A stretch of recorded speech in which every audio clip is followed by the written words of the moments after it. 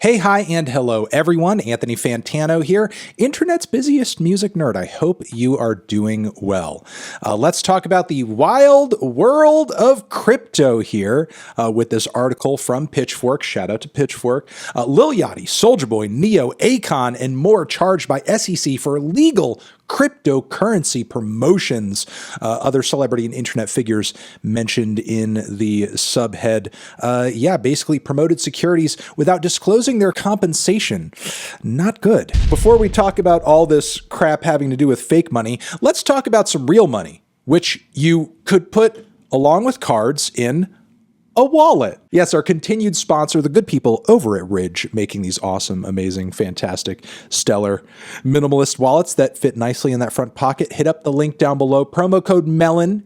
Get 10% off that order. That's all you got to know. Mwah. God bless them. And god damn the awful and terrible crypto trends that we were seeing a while ago, which so many artists and celebrities we love, as well as content creators, were getting caught up in the midst of these scams, these promotions. I'm basically CoffeeZilla at this point, baby. But yeah, we've done numerous videos and bits of commentary on this, either making fun of crypto songs or talking about our disappointment with particular artists for having like these ugly Bored Ape things. I'm so happy much of that crap is pretty much just like over and done with at this point. But look, for the time that it was happening, it was really hot. It was really popular. And unfortunately, there were a lot of artists who knowingly or unknowingly ushered their fans into some scams, some of which were more obvious than others, and yet they still participated in them.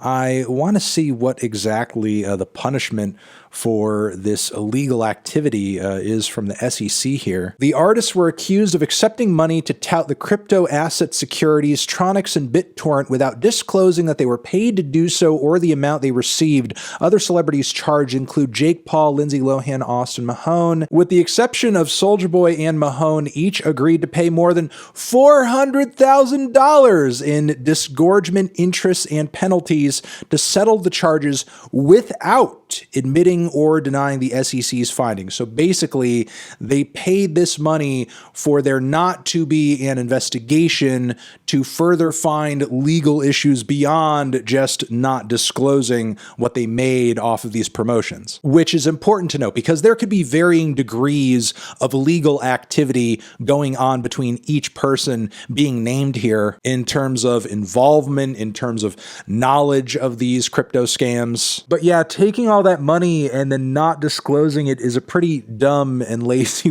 way to go about getting in trouble for this, though in a way I guess I could understand because still as of right now, crypto operates in a pretty weird gray area, legally speaking. It's because of that a lot of people presume, yeah, you don't need to tell the government how much you're making off crypto. You don't need to tell people it's like, you know, a pump and dump or a rug pull when you tell them to start investing in this coin or that NFT and so on and so forth. So in terms of the operations of many of these scams, the government still has a lot of catch up to do, frankly. More investigations into this stuff should be had and laws should actually be written to prevent these things from occurring in the first place. But regardless, what happened, and we have some very public figures here very publicly paying the price now. Looks like the SEC has a statement about this as well, where they say they're neutral about the technologies at issue here. They have more of a problem with the lack of registration and transparency and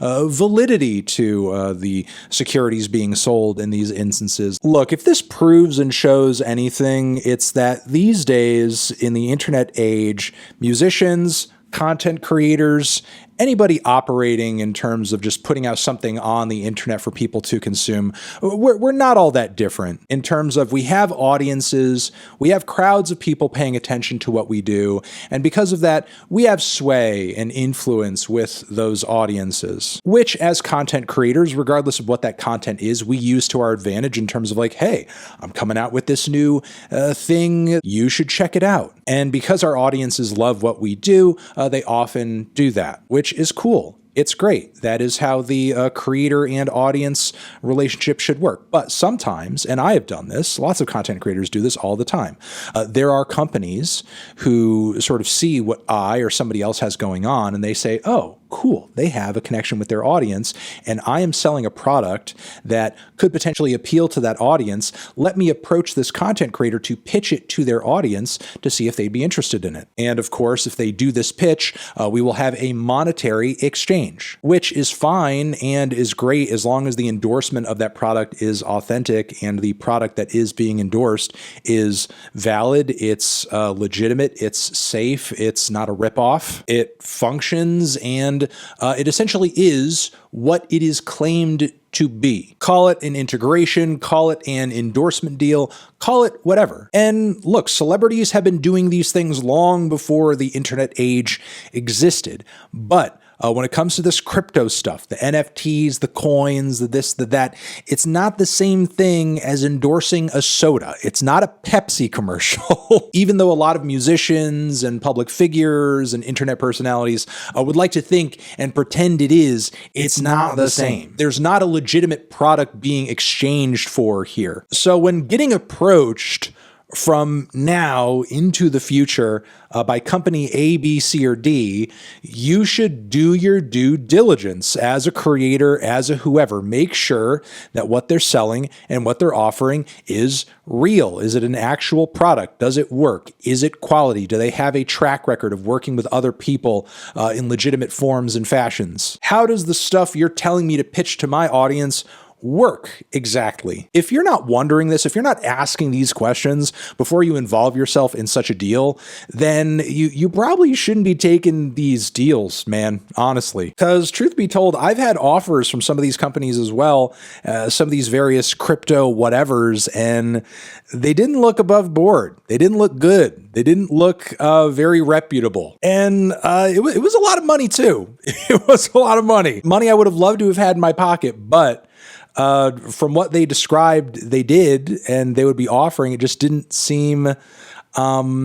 really trustworthy. Seemed like eventually there would be some kind of bubble that would pop. Look, again, it's unfortunate and cringe and awful and terrible that any of this happened. Doesn't Gunna still have a Bored Ape tattoo? Is Gunna get the Bored Ape tattoo cover up? That's what I want to know. I guess the lesson at the end of the day is don't scam your audience. Anyone with two brain cells to rub together saw that what was going on was, at least to some degree, a scam. And while you yourself are free, if you would like to buy into one of these personally in hopes that, like, it pays off and it works out for you, you shouldn't be, herding your audience into these pyramid schemes to sort of pull money out of their pockets. It's immoral and terrible and honestly below a lot of the people who we're seeing listed here. I mean, maybe not Soulja Boy and also Jake Paul, but definitely Lil Yachty. Those are my thoughts. What are yours? Hit up the link over here next to my head to check out another video. You guys are the best. I will see you in the next one. Anthony Fantano, forever.